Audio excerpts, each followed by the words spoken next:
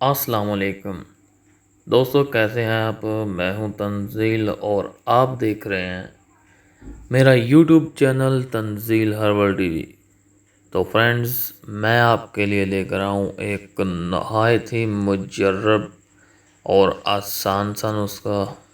یہ نسخہ بنانے کے بعد جن لوگوں کی جوانی بھاگ گئی ہے ان کی غلط کاریوں کی وجہ سے، یہ جو دوائی ہے اس کو بنانا تھوڑا سا مشکل ہے، لیکن آپ کی جوانی پھر سے دوبارہ لوٹ آئے گی۔ تو فرینڈز، نسخے سے آنے سے پہلے آپ سے ایک چھوٹی سی ریکویسٹ ہے، میرے چینل کو کر لیں جلدی سے سبسکرائب اور ساتھ میں گھنٹی والے بٹن کو پریس کر دیں تاکہ فیوچر میں جتنی بھی ویڈیو وغیرہ ڈالوں وہ آپ لوگوں تک پہنچ جائیں۔ تو دوستو، چلتے ہیں آج کی ریمیڈی کی جانب۔ یہ دیسی نسخہ ہے۔ پہلی چیز ہے سم الفار۔ جی ہاں، یہ آپ نے لینی ہے۔ افیون یعنی کہ افیم، یہ لے لیں۔ ان کی مقدار میں آپ کو بتاتا ہوں۔ اور تیسری چیز ہے سیماب۔ تو فرینڈز، چوتھی چیز کی طرف چلتے ہیں، شنگرف لے لیں۔ اور پانچویں چیز ہے ورق کے نقرہ یعنی کہ چاندی کے ورق آپ نے لینے ہیں۔ یہ سب چیزیں آپ نے ہم وزن لینی ہیں۔ جی ہاں دوستو، اب اس کو بنانا کیسے ہے یہ غور سے سنیں۔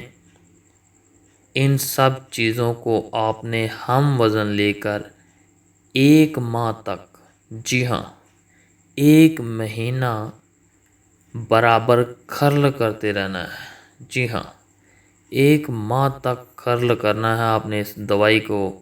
جب ٹائم لگے آہستہ آہستہ ہلاتے رہیں۔ 1 ماہ کے بعد یہ دوائی تیار ہوگی، پھر اس کو آپ نے شیشے میں ڈال کر محفوظ کر لینا ہے۔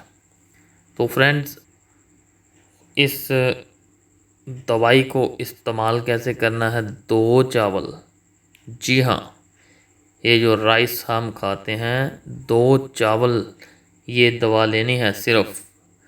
اس کو آپ نے 5 ماشا معجون فلاسفہ، یہ 2 چاول آپ نے لے کر معجون فلاسفہ میں ڈال کر استعمال کرنا ہے۔